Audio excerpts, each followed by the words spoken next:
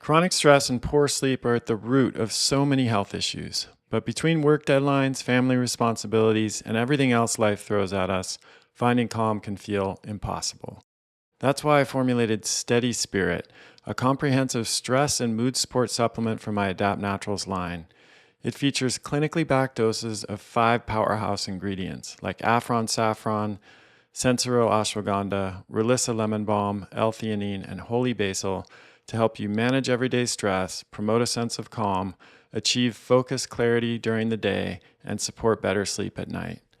Just 2 capsules a day deliver real results. Reduce stress, a calmer mind, improved mood, better focus without jitters, and more restful sleep, with noticeable benefits in as little as 2 weeks. Visit adaptnaturals.com to learn more about Steady Spirit and take the first step toward going from wired and tired to calm and clear, naturally from the inside out. Hey everybody, Chris Kresser here. Welcome to another episode of Revolution Health Radio. This week, I'm really excited to welcome Dr. Tommy Wood as my guest. He's an associate professor of pediatrics and neuroscience at the University of Washington, where his research focuses on brain health across the lifespan. This includes therapies for brain injury in newborns, prevention and treatment of adult brain trauma, and the factors that contribute to long-term cognitive function and cognitive decline, which is what we're going to be talking about in this episode today. Tommy has a new book out called The Stimulated Mind, which is a fascinating look at the primary factors that drive cognitive decline and the most important steps that we can take to preserve our cognitive function as we age. Tommy received an undergrad degree in biochemistry from Cambridge, and then a medical degree from University of Oxford, and a PhD in physiology and neuroscience from the University of Oslo. He's also the head scientist for motorsport at Hints of Performance, overseeing health and performance programs for multiple Formula One drivers. And he helped to found the British Society of Lifestyle Medicine, is head of research for the dementia prevention charity Food for the Brain, and serves as chief science officer for the brain health coaching company Better Brain. And he's the host of Better Brain Fitness Podcast, and as I mentioned, author of the upcoming book, Stimulated Mind. So as you can tell from his bio, Tommy is a preeminent expert in this field. He's also a fantastic guy. I've had him on the podcast before, and really fun to talk to about this stuff. So we cover the history of Alzheimer's disease and how that actually gives us some hints for how we should be approaching it, primary drivers of cognitive decline with age, the 3S model of brain function that he proposes in his book, why the relative lack of stimulation in the adult human brain made us think the brain couldn't adapt or improve with age, and what we've learned about that recently, why the concept of retirement is a mismatch for the brain and what the brain biologically needs and expects, how different types of exercise support different parts of the brain, the most critical components of diet and nutrient status that affect long-term dementia risk, how sleep plays a role, and many other topics. This was a fascinating interview. I hope you enjoy it as much as I did. Let's dive in. Tommy Wood, pleasure to have you back on the show. Thanks so much. Really a huge pleasure to be back. So I am really interested to dig into this topic. You have a new book coming out called The Stimulated Mind, and you've been deep in this world for many years. It's an interest of mine. As you know, I've had Dale Bredesen on the show several times and plenty of others who specialize in cognitive health. But I really appreciate the particular focus of your work and of this book, because I think it promises to be empowering and give people practical tools they can use to evaluate their cognitive health and then improve it over time. So I think it would be helpful to start from like a 30,000 foot view, because I learned some interesting stuff about the history of Alzheimer's from you. And I think it's actually important to understand the context before we dive in and start talking about the details. So let's talk a little bit about the history of Alzheimer's and, use that as a way to frame the discussion about how we can be proactive and prevent it. Sure. So as you kind of mentioned, the goal of the book is really to help people understand a little bit about where the history of dementia and Alzheimer's research comes from, because I think that tells us a little bit about how we think about the aging brain, which luckily is not necessarily true, because we have a huge amount of agency and influence over our cognitive function pretty much at any age. And so there's a little bit of neuroscience history in the book that kind of sets the stage, and then after that, it's the goal is to give people practical tools to understand their brains, and then hopefully intervene as needed to minimize their risk of long-term cognitive decline and dementia. The sort of story that I tell as it relates to the history of Alzheimer's and actually neuroscience in general, and I think this is something that people maybe don't realize, is that the way that we study the brain in general is, or historically and still today, is we take slices of brain from somebody who has died, and we look at those slices, and from that we try to infer something about what their brain did when they were alive. And this started with Ramon Santiago y Cajal, who got shared the Nobel Prize with Camilo Golgi, as they sort of discovered the nature of the nervous system. That's what they got their Nobel Prize for at the beginning of the 20th century. And around the same time, that was when Alois Alzheimer was doing his work and describing what then became his disease. But it was all down to, like, what can we see under a microscope? And the idea being that based on how a brain looks under a microscope, we can figure out what that brain was like in real life. And still, the reality is that slices of brain don't tell us very much about the human that brain once belonged to. But we've become hyper-focused still on some of these things that were first described by Alzheimer under the microscope. And those things are important, right? We're talking about amyloid plaques and tau tangles, and they do absolutely play a role in this process, but they're not everything in this process. And there's big gaps between what you can see under a microscope or even on a brain scan now, and how that brain lives and breathes. But there was, as I was researching the history of Alzheimer's disease, I found an interesting description about the first patients that Alzheimer had. And his index case was a woman called Auguste Deter, and she was a Swabian housewife in her 50s who was institutionalized. Alzheimer was a psychiatrist, and he spent time with her prior to her death, and then he looked at her brain after death. And that was where he first described plaques and tangles. And then there was a collection of patients who had something similar, some kind of very early onset, unusual dementing process that he treated, 5 or 6 cases. And then they kind of became collected together underneath the initial umbrella of Alzheimer's disease by Alzheimer's mentor, Emil Kraepelin, who was another psychiatrist. He put it in a textbook. This was Alzheimer's disease. It's unusual early onset dementias. As a collection, he sort of put them together.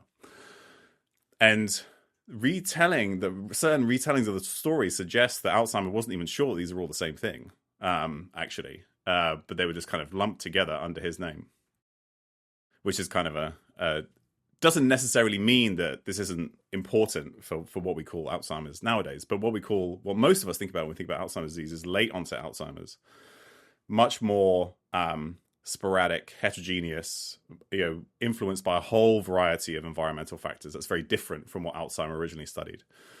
And I just found it interesting that it's possible that Auguste Deter didn't actually have Alzheimer's disease at all, didn't have early onset Alzheimer's, related to one of the familial or, single mutations that can cause early onset Alzheimer's, like in the presenilin genes or in amyloid precursor protein. Because people have looked. They've looked at sections of her brain that were left over from Alzheimer's work. They've tested for those most common causes of early onset Alzheimer's.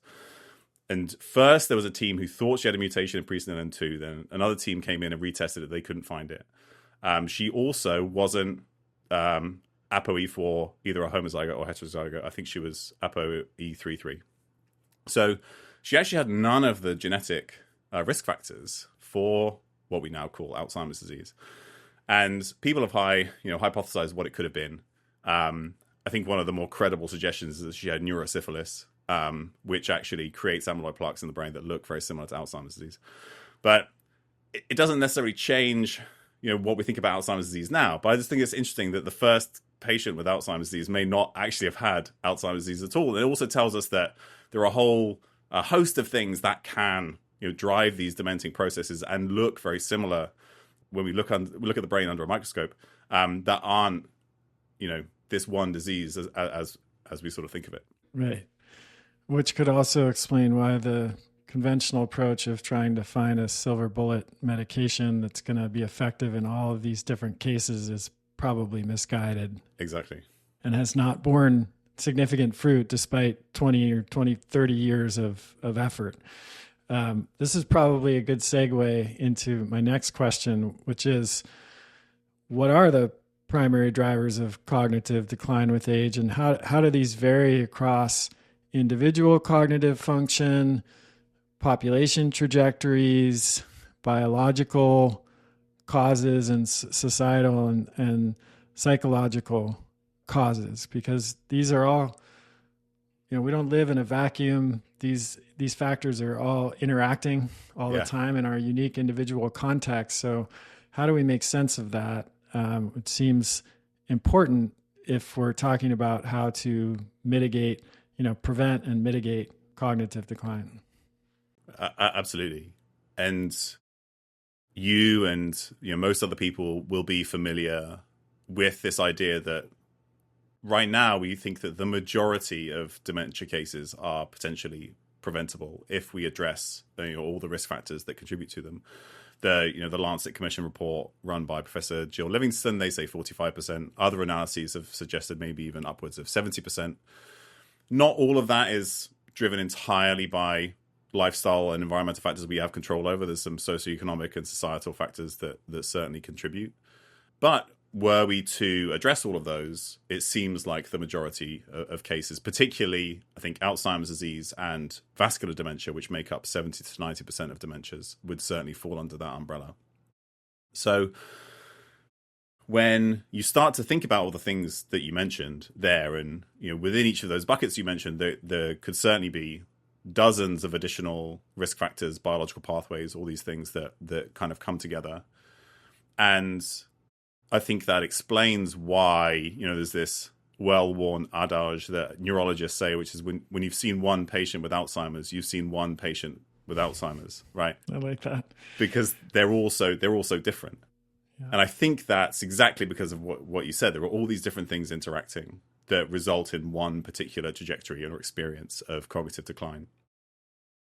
And so we can, and the field is, digging into each of those pathways and all those other things individually. And there are certainly approaches such as Dale's, where you try and tackle as many as possible in one go. And that's certainly going to be important the further people are down that trajectory. But to try and help both like me to understand it as well as other people to understand it, I've kind of created a model of how I think these factors group together in terms of the sort of the mechanisms and pathways that they're affecting, without having to get a degree in biochemistry to sort of understand them individually. So towards the end of the book, after I've gone through each of the sort of like big buckets of lifestyle, nutrition, physical activity, sleep, stress, etc., other environmental factors, the effect of sex, menopause, things like that, I sort of have this model of how I think these things kind of act at a high level, which I call the 3S model. So the 3 S's are stimulus, supply, and support. And when I was kind of thinking about how all these things come together, as you know, I enjoy physical activity. I've been an athlete my entire life, and so I think about things as I would think about I think about the brain as if it were a bicep, right? And so this also translates over to most tissues and organs in the body where the primary driver of its function is the stimulus or the demand that's placed on it. We can think about this in terms of immune function. We can think about this in terms of liver function, muscle function, and brain function. So sort of the core thesis of the book is that how we use our brains is the primary determinant of their function. So stimulus is therefore sort of like that key bucket. And this is everything from social connection, complex skill learning, education, all those sort of components of like how our brains develop skills and learn things and then go out into the world and use them and connect with others. And there's lots of different ways that you can think about how to do that. Then when you're stimulating a tissue, such as the brain, the first thing that happens is that the activity in certain networks of the brain associated with that stimulus, say a second language, the activity in the neurons and the astrocytes drives a dilation of the local blood vessels to supply additional blood flow, oxygen, nutrients through a process called neurovascular coupling. So you need a healthy cardiovascular system and vascular system in order to kind of bring these things into that area of the brain as it gets stimulated. That's why there's actually a huge overlap between Alzheimer's disease and vascular dementia. Most cases of Alzheimer's have some vascular disease. So that's where aerobic fitness and other aspects of heart disease risk become important. Then you need some kind of supply of metabolic substrate or energy, right? So glucose regulation is important. Could be lactate, could be ketones. Certainly, there are many options. And you need some core supply of nutrients that are needed to kind of run that whole system. And then the final bucket is support. So you've stimulated an area of the brain that's brought in all the things that it needs in order to drive neuroplasticity and sort of cement new connections and drive function. You need a period of adaptation. And to allow that adaptation to occur, you need rest and recovery. So sleep is a critical component of that. There is also trophic support, so hormones and trophic factors that you might release through exercise or similar become important there. But then we also want to avoid things that inhibit that adaptation process. So you might think of excessive alcohol, smoking, air pollution, other sources of chronic inflammation, chronic stress that might do that. And all of those three buckets interact, right? So when you stimulate the brain, you actually create a greater pressure for sleep the following night. There are nice studies in older adults where you have them do brain training and then they sleep better because you've kind of driven that. Just like when you stimulate certain parts of the brain, they bring in additional blood flow and oxygen. So the reason why I think about it like that is that rather than having to think about 100 things or 40 things or 37 things to improve your brain health, you can think about what's the one thing within all those buckets or areas where I maybe have the greatest amount to gain. Because when you change that one thing, whatever it is, you improve your sleep slightly or you start a new exercise program, the whole system actually shifts. And you see that, right? You sleep better, you're more social, you're more likely to engage in cognitive activity, your blood pressure improves, your blood sugar improves. So you can certainly go down into all those different sort of mechanistic pathways. But I sort of argue earlier on in the book that the reductionism in neuroscience, kind of digging deeper and deeper and deeper, hasn't really gotten us anywhere. So it's time to kind of like step back and think about these bigger common pathways. And then we have a better idea of how we can intervene. Yeah, I used to have this conversation with my patients a lot because people would come in understandably terrified about dementia or Alzheimer's. Maybe their parent, one of their parents had it, or it runs in their family. And part of the conversation was first kind of establishing where they sit in that spectrum of risk. Genetics are one thing, of course, ApoE, we can come back to that in a second. But even with strong genetic risk, as you mentioned earlier, we know that environment plays a very important role. It's not something that is deterministic just from having the gene like cystic fibrosis or something like that. There's still a big role that environment plays. And oftentimes people would be kind of seeing headlines about how common dementia and Alzheimer's is and the growing incidence, but not really realizing that they are well ahead of the curve, or Yeah. the distribution of the average American population, and like sedentary, highly processed and refined food diet, smoking, cigarette smoking, all kinds of risk factor, poor metabolic health, high blood sugar, poor cardiovascular function, etc. Like that's kind of very common Yeah. in the US right now. And it's not to say that people who are doing everything right can't ever get dementia, but certainly the risk is much lower. So let's talk a little bit about this interesting data recently that the age-specific incidence of dementia has actually been decreasing rather than increasing, even though the overall burden, societal burden of dementia is projected to increase. What do you make of that?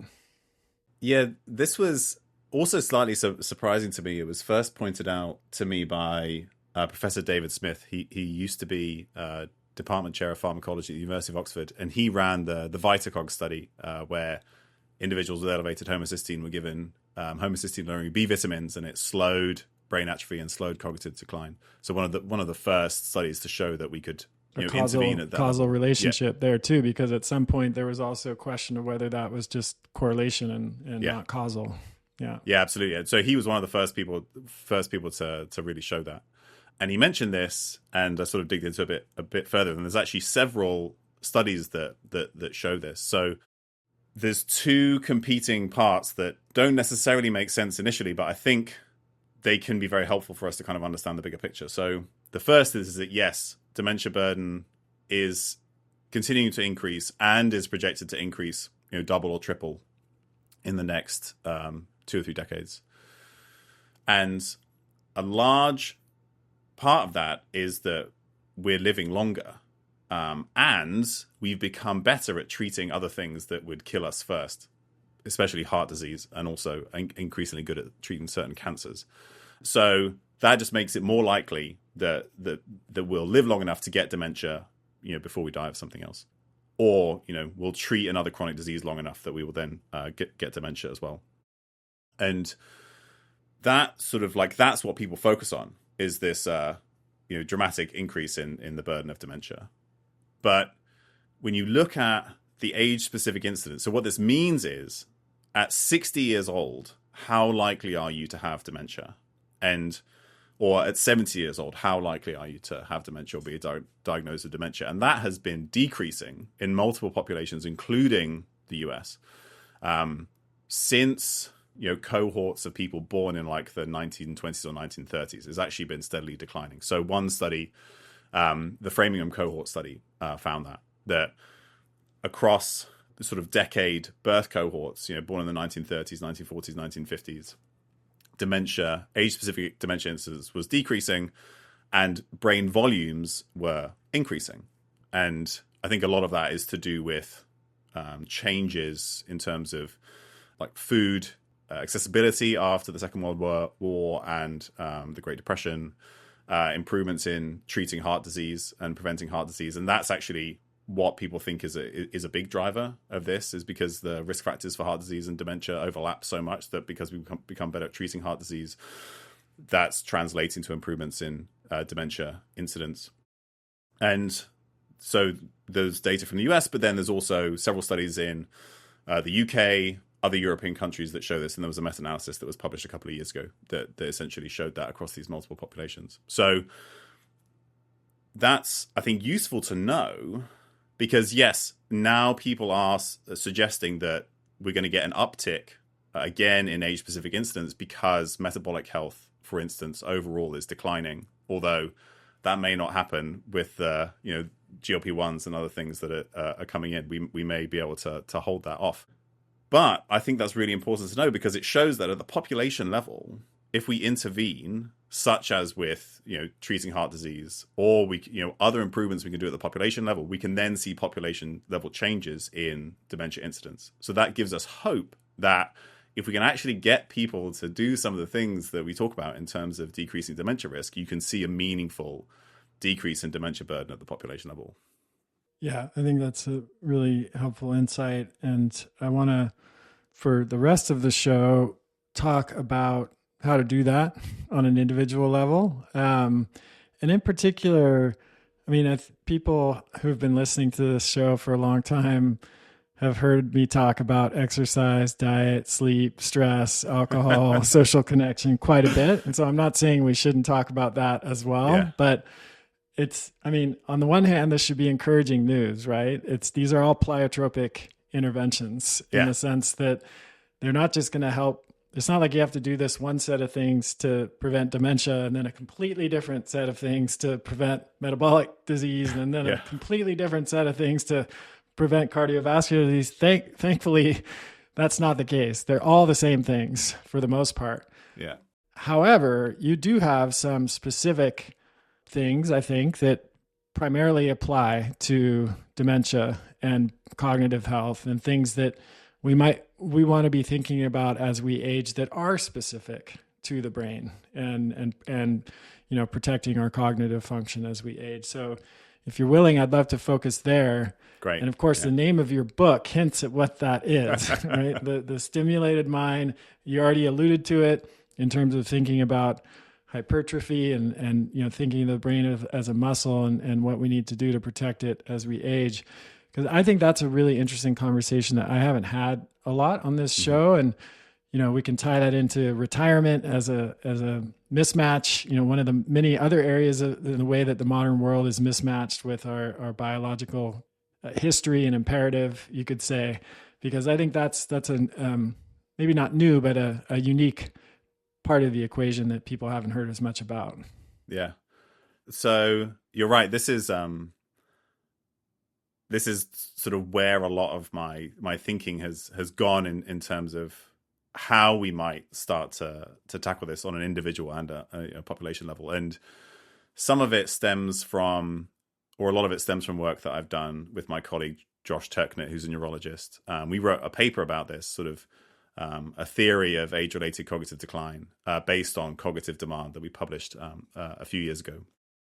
And to kind of step back even further for a second, when I think about all the different sort of areas in which I do work, so one is obviously thinking about long-term cognitive function, cognitive decline. I also work with high-level athletes and performers, and then do work with the developing brain to try and ensure babies get the best possible start to life, even when things maybe weren't optimal around birth. They didn't have the best start. And in all those different areas, what you see, I think, is that stimulus really, as a broad category, is the primary driver of how those brains function. So that can be thinking about the activities that seem to slow the rate of cognitive decline, or maybe even improve cognitive function in older adults. It's the things that determine the skill level of an athlete, and it's also what seems to be the most important factor in terms of early life brain development. And when you think about cognitive trajectories over the lifespan, the way that we often sort of quantify stimulus in early life, at least, is education. So, and this, I think, kind of sets up the whole picture. So cognitive function, and we're talking sort of average cognitive function from like a cognitive function battery, right? So this encompasses processing speed, verbal fluency, working memory, all those sort of like core cognitive functions that we could measure. Cognitive function seems to peak at around the time that we leave formal education. So the higher the level of educational attainment and the longer we spend in formal education, the higher and the later the peak of average cognitive function. That doesn't mean that you need to be in the formal education system in order to get these benefits, right? It's just all about learning and your primary job being to shape your brain through novel inputs and skill development and knowledge acquisition. That can happen anywhere. But the way that these studies are done, it's easy to collect data in terms of formal education. So all of that suggests that, right, the more time you spend where the primary thing you're doing is giving stimulus to the brain, you increase the sort of like average cognitive capacity of the system. And there are some, socioeconomic and other factors that kind of go into that. But still, overall, education seems to be this primary driver of early development. And then after that, the trajectory of decline again seems to be related to what we're doing with our brains on a day-to-day basis. So there are big meta-analyses and individual studies that show that those who have more complex and stimulating work, right, they have more of a social component, they're problem solving, they're learning new skills, it's highly varied. Those individuals both have a slower rate of cognitive decline and they have a lower risk of dementia. And you see something similar from the skills or the hobbies that people have.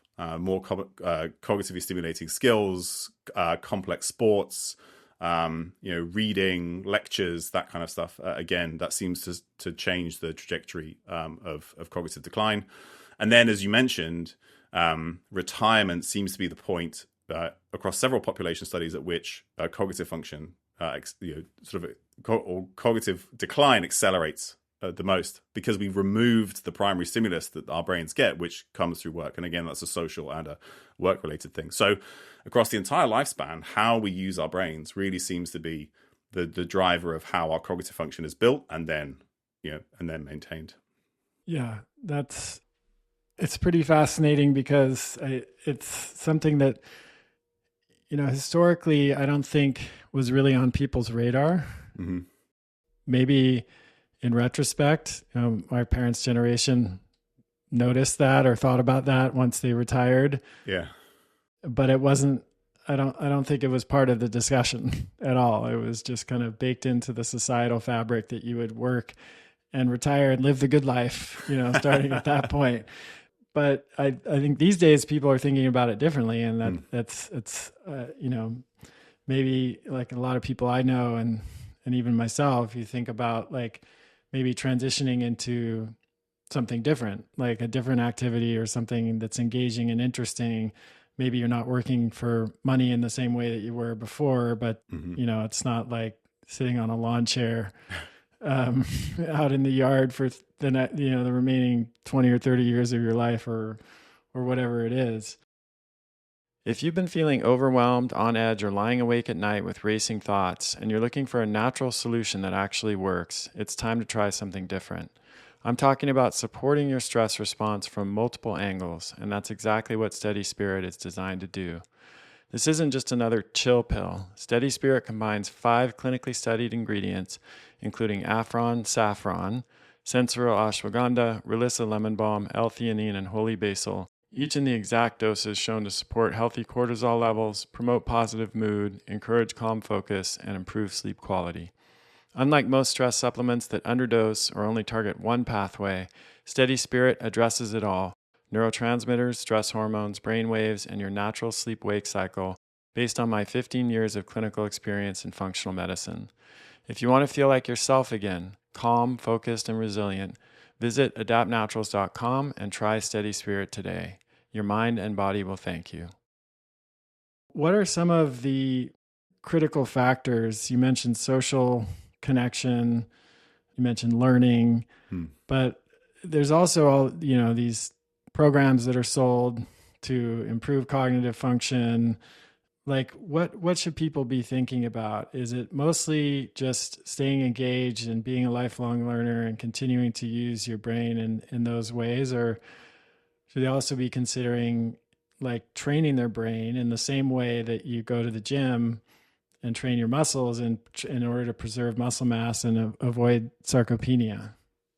I think we can do a bit of both. And the whole field of brain training is certainly very interesting. I mean, we'll start there and we'll go into the other things. But it's been very contentious. Brain training has over the decades, with good reason. Because what would happen is this would be a relatively simple game, essentially, on a flat screen, which is very different from the multisensory cognitive stimuli that our brains are used to receiving and adapting to. And then when you got better at it, it didn't really seem to transfer to anything else. So you can be better at the brain training, right? You can be better at the game, but that's not what anybody really cares about. You care about the other things, and using your brain out in the real world. So we need to make sure that what we're doing, really is actually, stimulating our brains in the right way. So the kind of the cliched, do the Sudoku, do the crossword, that kind of stuff, that's probably not at the level that we're really thinking. And so one of the ways that I think about this is there's a framework that Gloria Mark uses. She's a psychologist. She has a very good recent book called Attention Span. And she thinks about all the different ways that our brains can engage in things. And there's something that she calls rote activities, which require focus but aren't cognitively challenging. And that's basically what, Sudoku and crosswords and things like that are, right? It's nice to do them. Actually, they can be almost a break in their own way, but they're not really sort of, stimulating the brain tissue in any meaningful way. But there is some evidence that certain brain training programs can work. And the best trial still is now almost 30 years old. It's called the ACTIVE study. And one of the people who ran the ACTIVE study was Sherry Willis. She was married to Warner Shai, who ran something called the Seattle Longitudinal Study, which was actually, we can talk about it afterwards, but the Seattle Longitudinal Study data from that showed that cognitive decline isn't predetermined, or the sort of doesn't happen to everybody. It doesn't happen to most people. In the sort of, this was done in the 1950s, 60s, and 70s, and that was used to raise the retirement age in the US. But so an extension of the Seattle Longitudinal Study was the ACTIVE study. And what they did is they took nearly 3,000 people. They randomized them to 4 different groups. So they had a control group, and then they had 3 different cognitive training groups. So they had a processing speed group, they had a reasoning group, and they had a memory group. And they did just 10 weeks. It was just 10 weeks of training, and then there were a couple of refresher sessions at 1 year and 3 years, and they followed these individuals up for several years afterwards. And what they found was that all 3 training groups ended up with higher quality of life several years later. But the one that really seemed to make the difference was the processing speed training. So this was, on a screen, you're presented with different challenges, and then you also have to respond to things quickly, sort of in the periphery. And the group that had processing speed training, they had significantly improved quality of life, greater ability to maintain activities of daily living several years later. And these are individuals sort of in their 60s, 70s, and older. And then they were more likely to be driving several years later. They were less likely to have, significant accidents where they were at fault. They were actually able to train processing speed and maintain it, and that translated over to real world improvements. That particular processing speed intervention is now called Double Decision, and it's in a program called Brain HQ. So there are some, and I have no affiliation with Brain HQ, but Mike Merzenich, who's one of the godfathers of learning and neuroplasticity, right? He's one of the founders. Yeah. And so there are some platforms that do have some evidence behind them. So if people are interested in that, they can certainly think about that. And obviously that platform has many other training modalities as well. But I do think that we could get even greater stimulus in a way that the human brain is used to receiving stimuli through other activities. So what for instance, through what we would call coordinative or open skill physical activity. So when they do studies where they compare 2 different physical activities that have the same physical intensity but different levels of cognitive complexity, right? Both are helpful for cognitive function and overall health, but the one that has greater complexity seems to have a greater improvement. You can look at hippocampus volume on an MRI scan. You can look at different cognitive functions. You can look at trophic factors that get released during exercise. So let me just interrupt and ask, what would be an example of that? I would assume jogging is probably pretty low cognitive stimulation or capacity. You're just putting one foot in front of the other and going. What would be an example of an activity that is, higher cognitive capacity?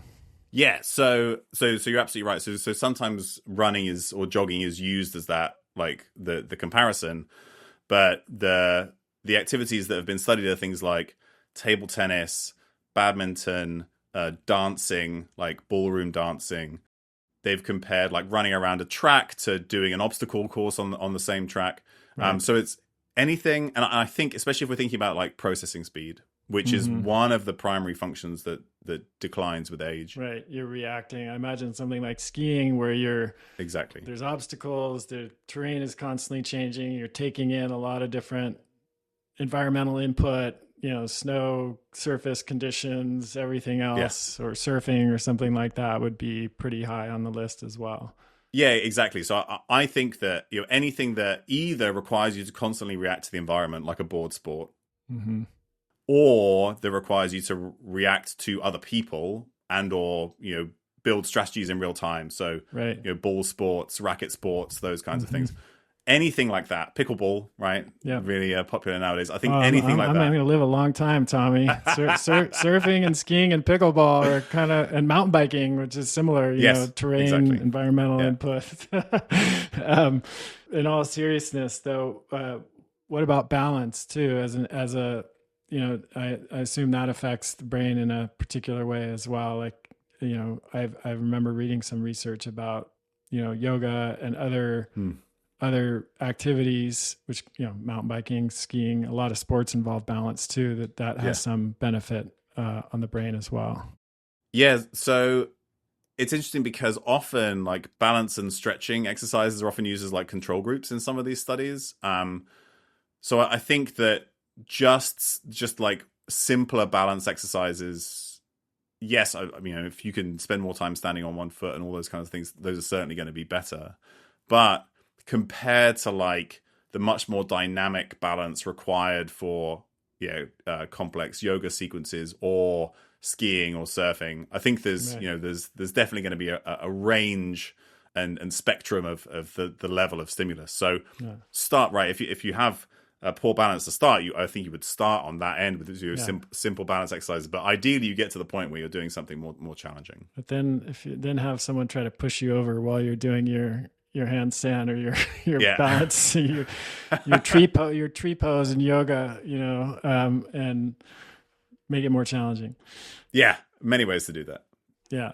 Okay. So, I said we're not going to go into like a total basic review of exercise, diet, sleep, stress, and all of that stuff. But that doesn't mean we can't talk about, just as is the case with cardiovascular disease. I talk about patients with diet. I'm going to give them like specific things to think about as it relates to cardiovascular risk, right? Yeah. Or if a patient has high blood sugar and metabolic issues, I'm going to talk about specific dietary things. If the patient has autoimmune disease, I might prescribe AIP or a specific diet for that.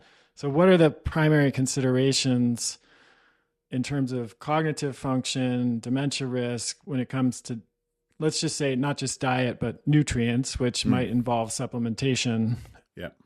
as well? So we talked about homocysteine as a driving factor and B vitamins, omega 3s, certainly EPA and DHA. What are the primary considerations from your perspective? Mm.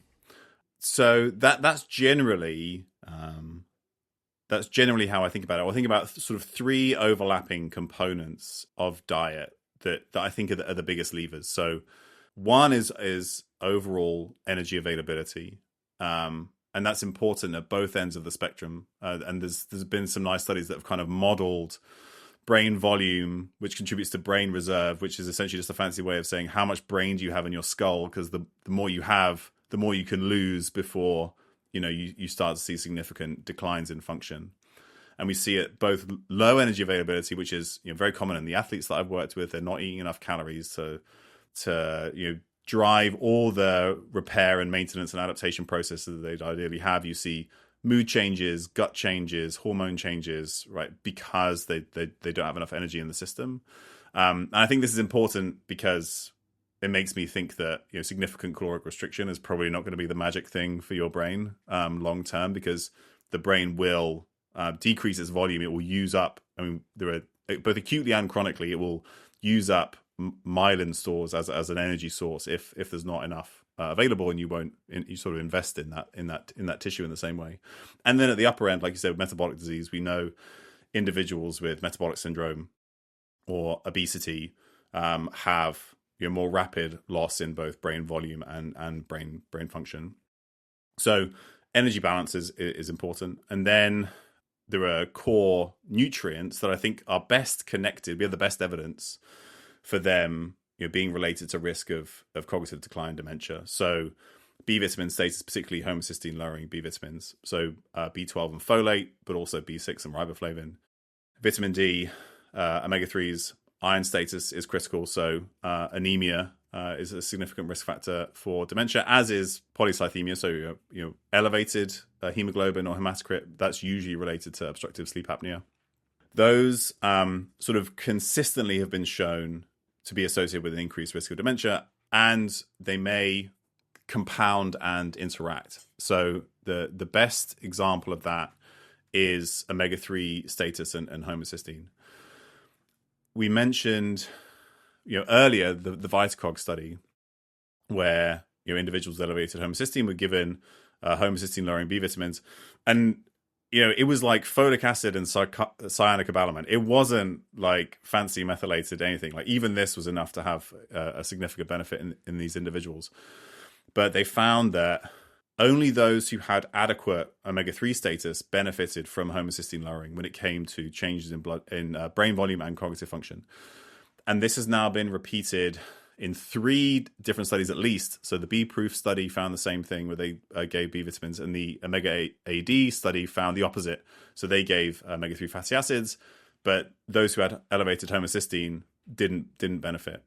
And so exactly like you said, for a long time, people were like, well, lowering homocysteine or giving people B vitamins doesn't work. Well, that's because they didn't look at omega-3 status. Whereas those two, and vice versa, giving fish oil doesn't work, but that's because people weren't looking at homocysteine. So we know that those interact, and that's probably because, putting that DHA in that neuronal cell membrane or in that synapse requires it to be attached to part of a phospholipid. It requires methylation for that whole process to work. So if your methylation is impaired, you can't get the DHA where it needs to go. So those are like the most important nutrients. Other things that we know are important: magnesium, zinc, right? They're important for neuromodulation. Antioxidant polyphenols seem like, and their sources, particularly berries, come up again and again, as well as other things like lutein, zeaxanthin, astaxanthin. Those seem to be really important. So like those are maybe some of the core nutrients we have some of the best evidence for. And then like the third component of diet I think about is pattern. So like what's the way that I can eat in order to make sure I get those nutrients and I remain sort of in good energy balance. And that can be, right, there's hundreds of ways to skin that cat. But like, as long as you're touching on those other things and it's sustainable, then you're hopefully getting most of the work done. And then for some people, supplementation may be necessary even if they're eating a healthy diet. And I've seen this in my practice over and over. It can depend on a lot of different factors.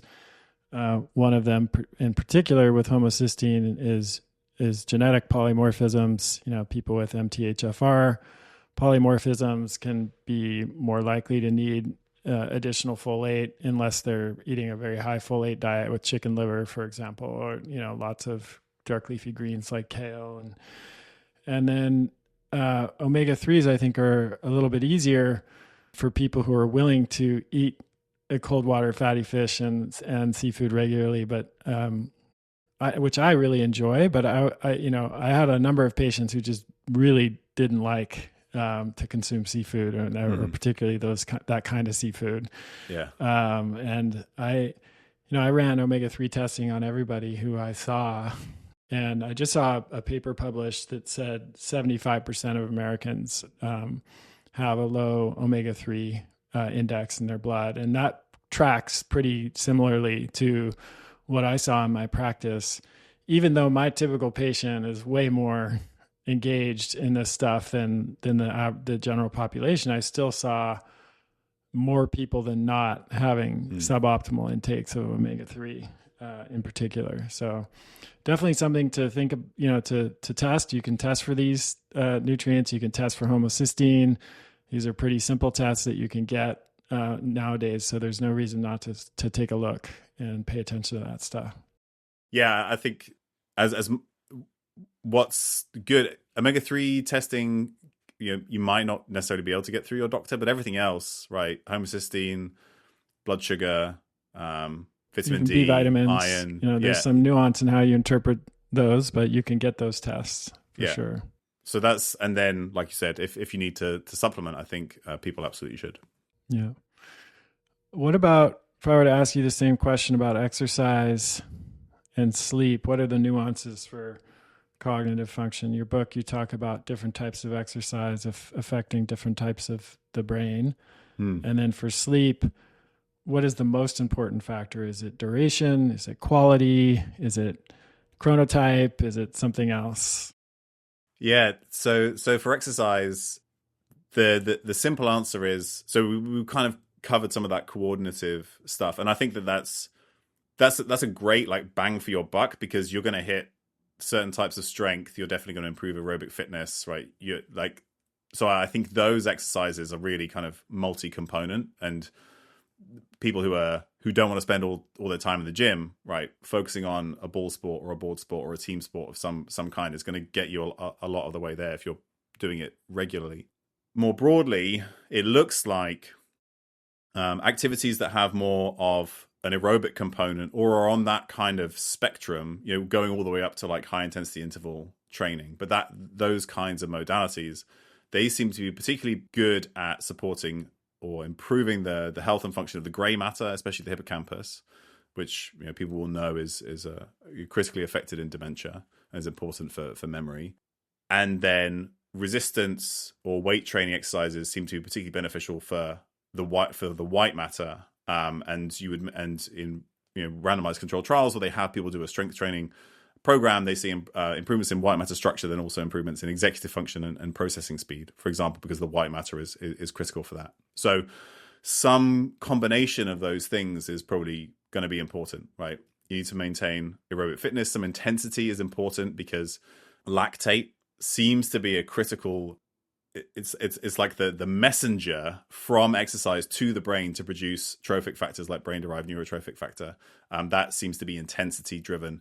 There was actually a very nice study that came out recently where they had individuals do what was quite a significant training intervention. The high intensity interval group did the Norwegian 4x4 protocol 3 times a week for 6 months. And so, like, if anybody hasn't heard of that, that's 4 minutes at 85 to 95% of maximum heart rate on a treadmill with a 3-minute break times 4, and they did that 3 times a week. And anybody who's done that before will know that is not something you necessarily want to do 3 times a week.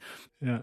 But when they did that for 6 months, they saw 5 years later, and activity went back to baseline afterwards, because they tracked that as well. 5 years later, they had maintained improvements in hippocampal structure and function after doing that training protocol. So that seems to be particularly beneficial for so some aerobic work ideally includes some intensity, because you're going to release some factors like lactate that seem to be these sort of messengers to the brain to improve some aspects of function, and then some resistance training. And that's probably the minimum effective dose from randomized control trials seems to be like 1 to 2 sessions a week, 6 to 8 exercises covering the whole body, 3 sets of 8 to 12. A very, very basic program. So certainly doesn't require Herculean efforts.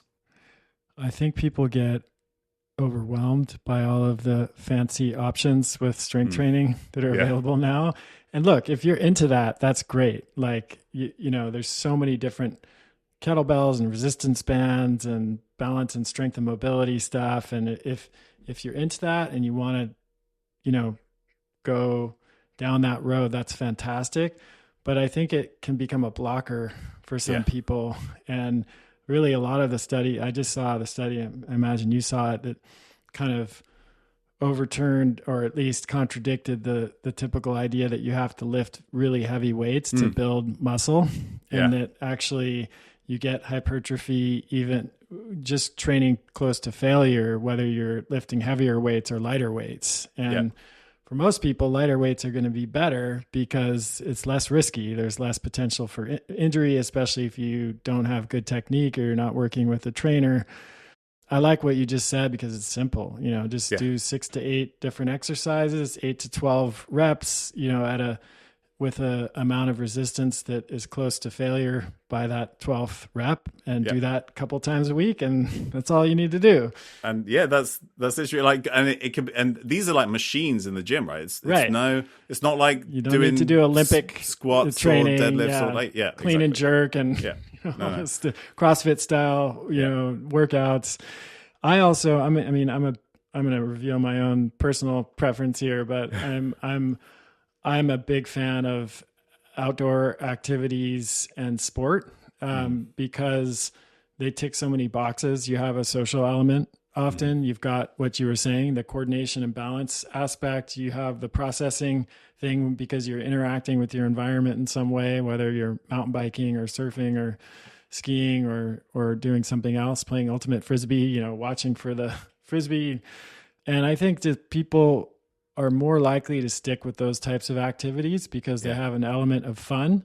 It's not just another chore that you need to do.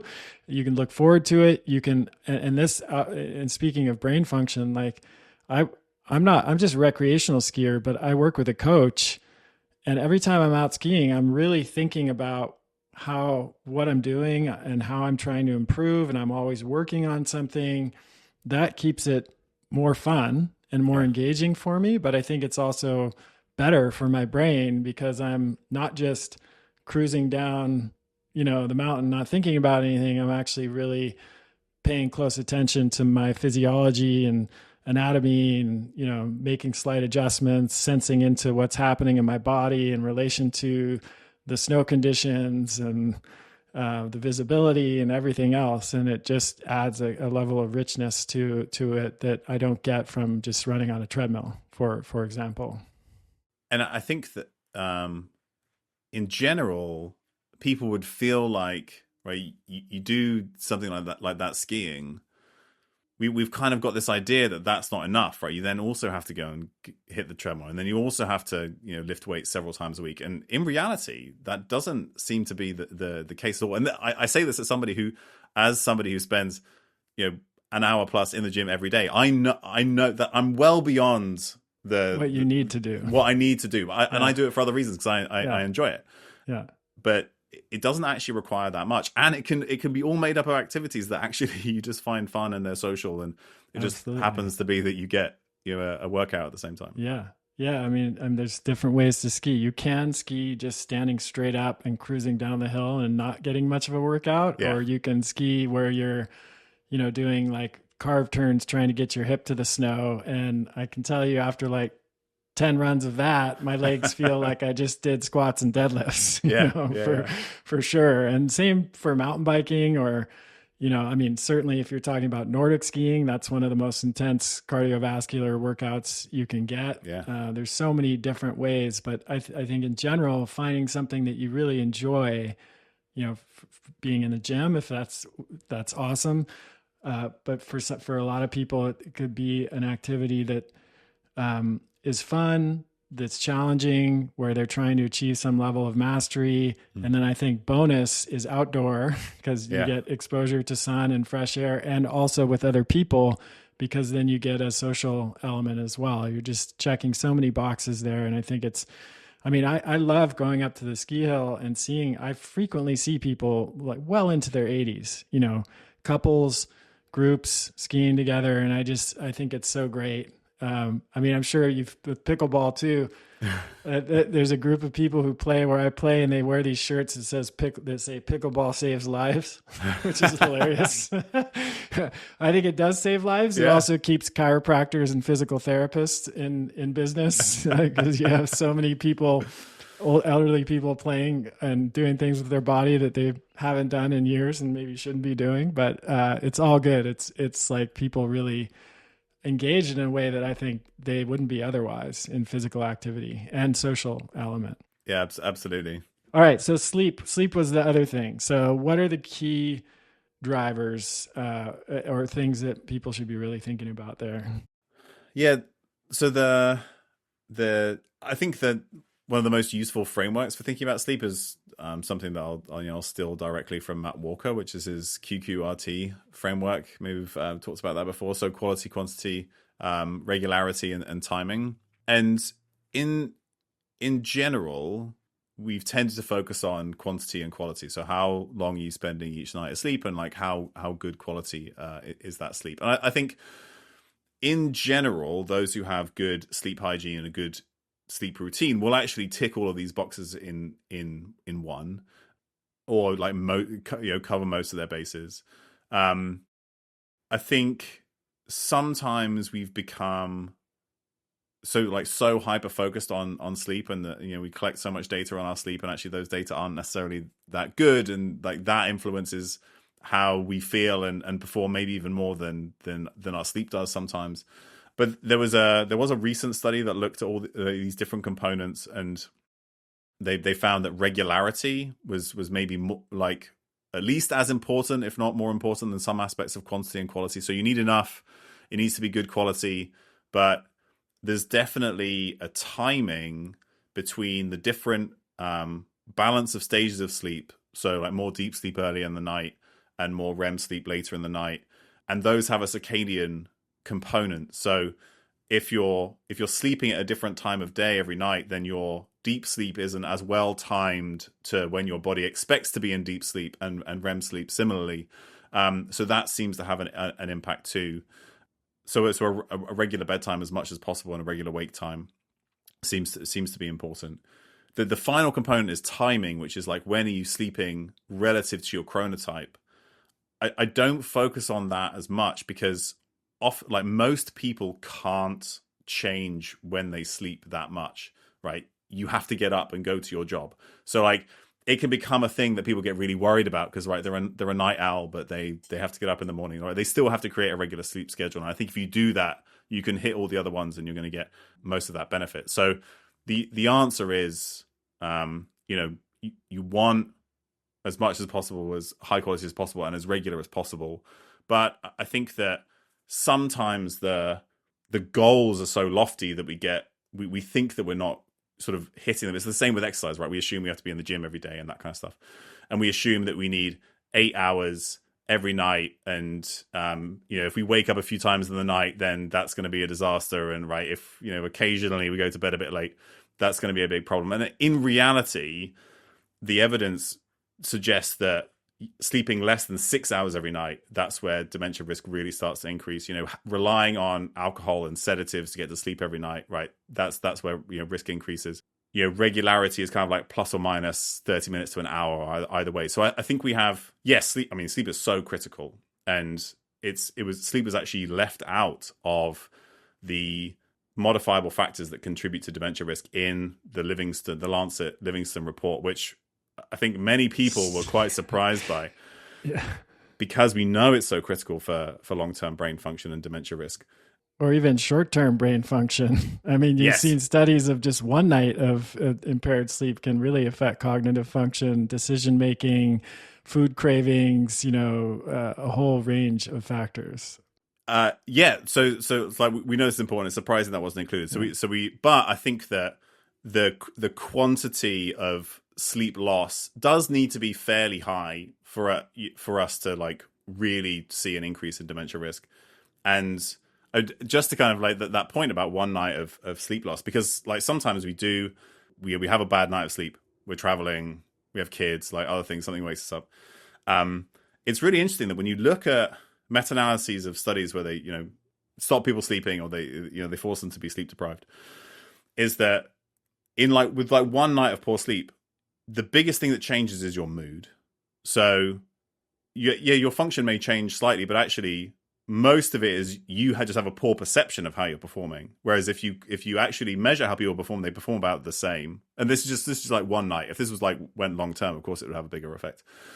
But speed might decrease, or processing speed might decrease slightly, but accuracy doesn't change. So you're a little grumpier and you're a little slower, but actually the quality of your work is usually okay.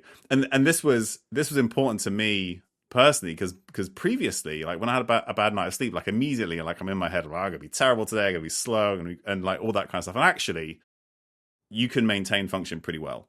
Of course, it stacks up over time, and so some of it is genuinely in our heads, but over time, this can have a big impact. Some of the good cognitive behavioral therapy, CBT for sleep programs are really good about that. I think they're really just focused on talking people off of that ledge. Like if you don't get a good night of sleep, let's challenge this belief. Like you just said, like, does that mean that the next day is going to be a disaster? Does that mean that I'm going to, not perform well at work or in my sport or whatever it is? Because then that can become a fulfilling prophecy, right? Yeah. Where you have anxiety about, or if you wake up in the middle of the night, even like, oh my God, now I'm not going to get back to sleep and everything. You have the whole tape that starts going and then makes it impossible to fall back asleep, et cetera. So yeah, there are some good programs out there that address this for anyone who's having trouble sleeping. And it can be helpful because there's, the layer of just whatever's going on that's making it difficult to sleep. But then there's the whole additional layer of the self-talk and the worry and the anxiety about not sleeping. And that's modifiable. And then of course they feed back on each other. So, all right. Well, this has been fascinating, Tommy. Really excited about this book and would highly recommend that people go out and pick up a copy of The Stimulated Mind. And you also have a fantastic podcast of your own, Better Brain Fitness podcast. Where else can people learn about your work and stay connected to you? Yeah, thanks. So the book is The Stimulated Mind. TheStimulatedMind.com has links to all the places, and whenever and wherever you're hearing this, wherever you buy books, it is available. I also have a website, drtommywood.com, which has links to the book as well. Then there's the podcast, with Better Brain Fitness podcast, that's in everywhere you would listen to a podcast. We also do it on Substack, so the podcasts are recorded live. If people use Substack, we have everything that's on Substack is free. So it's betterbrain.fitness. This is done with myself and Josh Turknett, who I mentioned earlier. And then all my podcasts and papers and things like that I usually put on Instagram, which is at Dr. Tommy Wood, Dr. Tommy Wood. Great. Well, thanks again, Tommy. It's been a pleasure, and good luck with the book. Thanks so much. Thanks for having me. All right. That's the end of this episode of Revolution Health Radio. If you appreciate the show and want to help me create a healthier and happier world, please head over to iTunes and leave us a review. They really do make a difference. If you'd like to ask a question for me to answer on a future episode, you can do that at chriskresser.com/podcast question. You can also leave a suggestion for someone you'd like me to interview there. If you're on social media, you can follow me at twitter.com/chriskresser or facebook.com/chriskresserlac. I post a lot of articles and research that I do throughout the week there that never makes it to the blog or podcast, so it's a great way to stay abreast of the latest developments. Thanks so much for listening. Talk to you next time.